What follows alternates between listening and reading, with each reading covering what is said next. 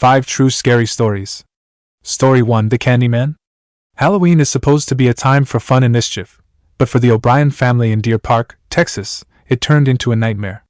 In 1974, Ronald Clark O'Brien, a seemingly normal father and member of the local church, took his 2 children trick-or-treating.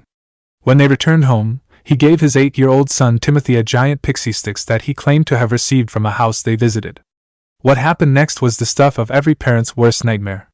Timothy complained that the candy tasted bitter, and just moments later, he began vomiting and convulsing.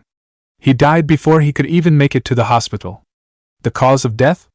A fatal dose of cyanide, hidden inside the pixie sticks. As the investigation unfolded, it was revealed that Ronald O'Brien was deeply in debt and had taken out large life insurance policies on his children. He had intentionally poisoned his own son for the insurance money, earning him the chilling nickname, the Candyman. O'Brien was eventually sentenced to death for his heinous crime, but the scar his actions left on the community and the nation as a whole has never fully healed. To this day, parents still warn their children to be cautious of the candy they receive on Halloween night, all because of the evil deeds of one man. Story 2: The Uninvited Guest.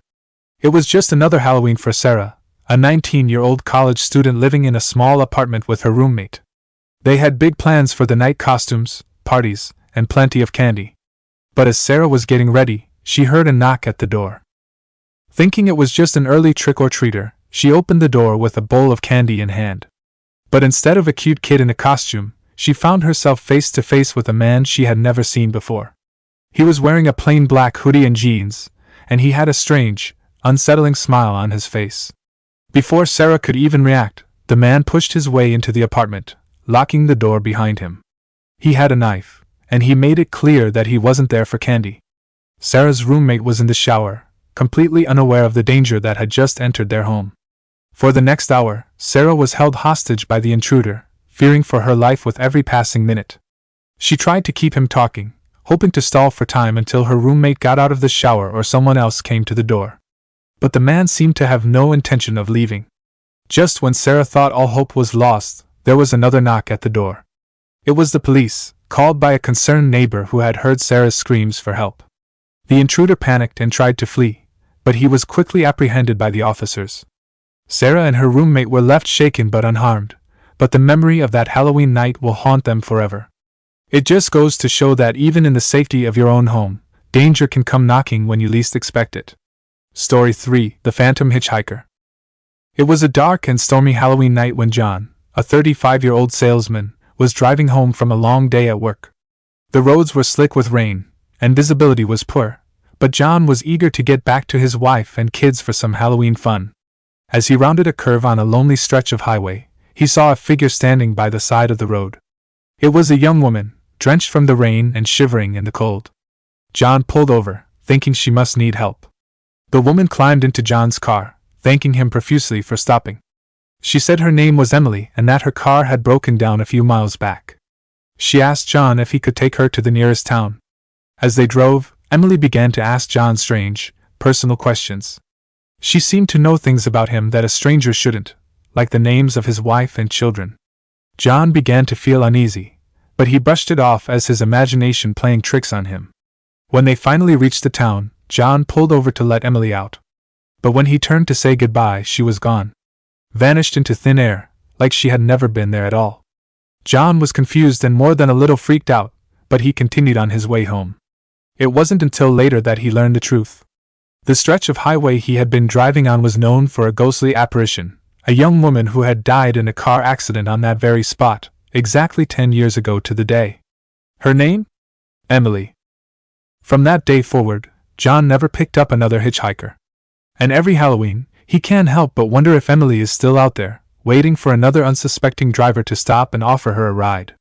Story 4: The Clown Statue. When Jessica and her husband Mike moved into their new house, they were excited to start their life together.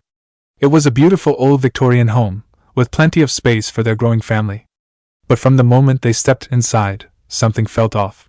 It started with little things: doors slamming shut on their own, the sound of footsteps in empty rooms, and the constant feeling of being watched. But the couple brushed it off as the quirks of an old house, nothing to be too concerned about. Then, one day, Jessica noticed something odd in the corner of their bedroom. It was a life-size clown statue, complete with a painted-on smile and a brightly colored costume. She didn't remember buying it, and when she asked Mike about it, he said he had never seen it before either. From that day forward, strange things began to happen more frequently. The clown statue seemed to move on its own, appearing in different rooms of the house when no one was looking. And at night Jessica could swear she heard it laughing, a high-pitched giggle that sent shivers down her spine. As Halloween approached, the activity in the house reached a fever pitch. Objects flew off shelves, doors slammed with enough force to shake the walls, and the laughter grew louder and more sinister.